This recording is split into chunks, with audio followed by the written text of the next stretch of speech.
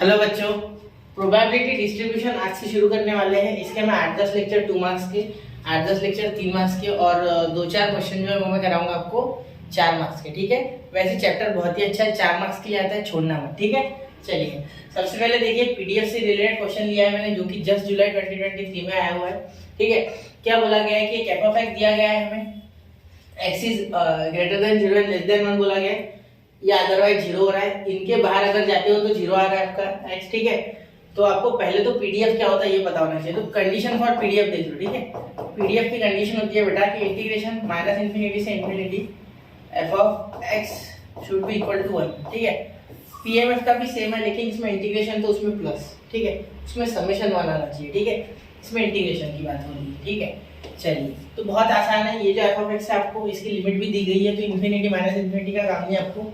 0 से लेके 1 f(x) is equal to f(x) dx is equal to 1। ठीक है, ये आपका आ चुका है। ठीक है, यहाँ भी dx लिखना है यार, dx नहीं लिखना है। ठीक है, dx लिख लेना। अब आगे देखो, 0 से लेके 1 f(x) के आपका kx² 1 - x। ठीक है, और यहाँ dx इज इक्वल टू 1। ठीक है, अब यहाँ के बाहर निकाल लो, कांस्टेंट है, इंटीग्रेशन 0 से लेके 1 x इंटू एक्स x²। ठीक है, dx मैं ऐसा क्यों लिख रहा हूँ वो बताऊंगा। ठीक है, minus integration x² into x, तो x³ 0 से लेके 1 और यहाँ dx।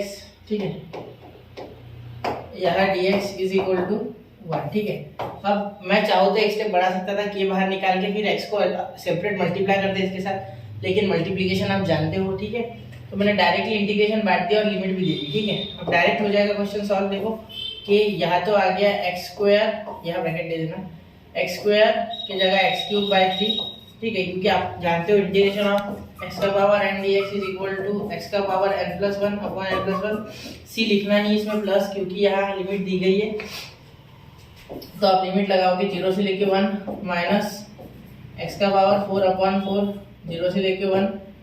ठीक है, तो यहाँ हो जाएगा आपका ये 1। ठीक है, अब इसे सॉल्व करो, बहुत आसान है, मैं इसे सॉल्व करके दे रहा हूँ आपको। देखो एक मिनट, थोड़ा इसे सरका लेते। ठीक है, इतने जगह में इसे सॉल्व करते। ठीक है, देखो यहाँ 1 डालना है, फिर 0 डालना है। 0 डाल के तो कोई फायदा है नहीं, यहाँ भी 0 डाल के कोई फायदा है नहीं, माइनस होता है, ये upper limit minus lower limit करना होता है, लेकिन कोई फायदा नहीं।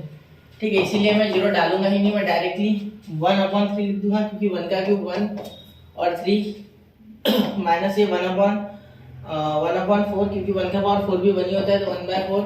ठीक है, तो ये 0 का कोई लेना देना है नहीं, इक्वल टू 1। यहाँ क्रॉस मल्टीप्लाई करोगे आपको मिलेगा 1/12। ठीक है, 4 1 जा 4, 3 1 जा 3, 4 - 3 1, 3 4 जा 12, तो ये 1। तो के यहाँ पे आ गया बेटा आपका 12, और यहाँ आपका ये क्वेश्चन फिनिश। ठीक है, 2 मार्क के लिए बहुत ही हल्का क्वेश्चन था। सिर्फ आपको पीडीएफ क्या होता है और पीएमएफ क्या होता है ये समझना चाहिए। और बहुत से बच्चे ये लिमिट वगैरह के कारण पीडीएफ से क्यों डरते मैं समझ नहीं पा रहा हूँ। ठीक है, अभी मैं पीडीएफ के क्वेश्चन अच्छे कराऊंगा आपको इसके बाद, तो तब आपको पीडीएफ के क्वेश्चन देखना है, पीडीएफ का डर भाग जाएगा। या मैंने पूरे लेक्चर भी इसके अपलोड किए, वो भी आप देख सकते हो। ठीक है, नोट कर लेना, हो गया। चलिए बच्चों, तो मिलते हैं अगले लेक्चर में, पढ़ते रहे, आगे बढ़ते रहे। जय हिंद, जय भारत।